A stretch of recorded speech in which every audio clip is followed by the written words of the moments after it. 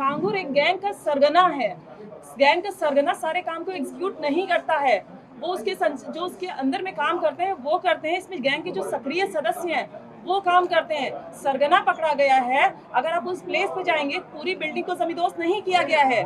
छांगुर पीर बाबा से मेरी वर्ष 2019 में मुलाकात हुई थी चांदौलिया दरगाह में, जहाँ पे मैं गई थी। वहाँ का माहौल ही बड़ा अजीब था। वहाँ सिर्फ महिलाएं थी, उनका ब्रेन वॉश किया जा रहा था, उनको डाइवर्ट किया जा रहा था।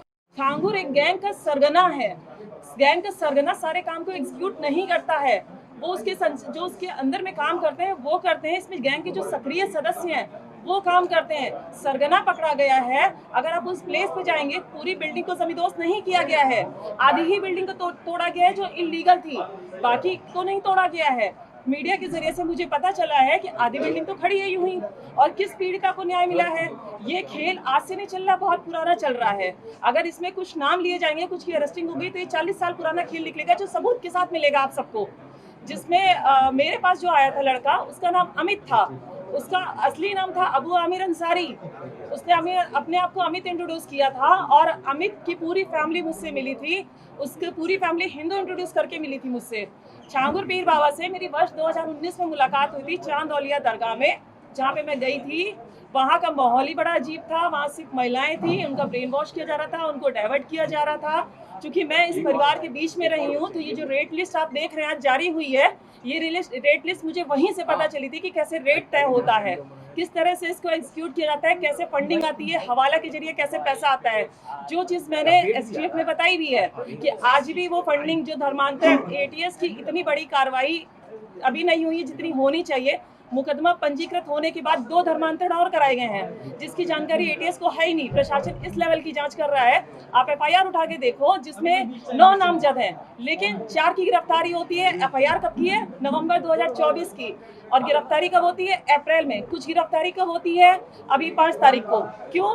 सिर्फ 4 लोगों की गिरफ्तारी, 9 नामजद, और उसके अंदर ना जाने कितने नाम। अगर गिरफ्तारी का आंकड़ा निकाला जाएगा ना, तो 40 से 50 ऊपर पहुंचेगा, उससे कम नहीं रहेगा। और छांगुर के द्वारा 5000 से ऊपर लड़कियों का धर्मांतरण कराया जा चुका है। और जिनसे मैं पीड़ित हुई हूँ, उनके फादर अबू हुरैरा अंसारी द्वारा 10 से ऊपर धर्मांतरण हो चुका है। अगर उनको जब तक पकड़ा नहीं जाएगा, ये खुलासे पूरी तरह से नहीं होंगे। ये कार्रवाई जो आप सब छांगुर छांगुर छांगुर देख रहे हैं ना, 50% की कार्रवाई है। कोई अगर उत्तर प्रदेश का अगर मानी योगी जी अगर चला रहे हैं सरकार को, तो योगी जी सारे काम को नहीं करते हैं, उनकी टीमें काम करती हैं। उनकी टीमें किस तरह से काम करती है, ये मैटर करता है। तो इस गैंग का सरगना गिरफ्तार हुआ है, सक्रिय सदस्य तो हुए नहीं है। सक्रिय सदस्य ही तो धमकी दे रहे हैं, वही तो इस कार्य को आज भी कर रहे हैं। उस पर आज खोलेंगे जब उनको पकड़ा जाएगा। तब तक की राज पूरे खुलने वाले नहीं है, क्योंकि छांगुर एक मास्टरमाइंड था। उसने आप देखें तो प्रॉपर्टी उसकी ज्यादातर अपने नाम से नहीं है, दूसरों के नाम से उसने प्रॉपर्टी ली हुई है। दूसरों के नाम से वो खेल खेल रहा है। कोई भी सरगना अपने नाम से खेल नहीं खेलता है। फंडिंग हुई है, रेट तय किया गया है। फंडिंग का पैसा किसी पीड़िता को नहीं मिला, किसी से भी आप पूछ लीजिए। ये जो अमाउंट आता है हवाला के जरिए से आता है, ट्रांजैक्शन हुए नेपाल के जरिए से आता है। नेपाल का बहुत बड़ा इसमें सहयोग रहता है, वहां से आने जाने का, पैसा लाने का। हवाला के जरिए से लखनऊ के अंदर मैंने जगह बताई है एसटीएफ को, किस जगह से पैसा आता है, कहाँ से लिया जाता है, कैसे ट्रांजेक्शन किया जाता है, कैसे डिस्ट्रीब्यूट किया जाता है। मैंने पूरी डिटेल उनको दी हुई है। और पैसा किसी पीड़िता को नहीं मिलता है, पैसा इनको मिलता है। जो गैंग का सरगना है वहां से डिस्ट्रीब्यूट होता है उनके पास। जो लड़के लड़कियां मुस्लिम है, जो इनके धर्मांतरण के काम को करते हैं, उनको पैसा दिया जाता है। किसी को पैसा नहीं मिलता है, किसी पीड़िता को पैसा नहीं मिलता है।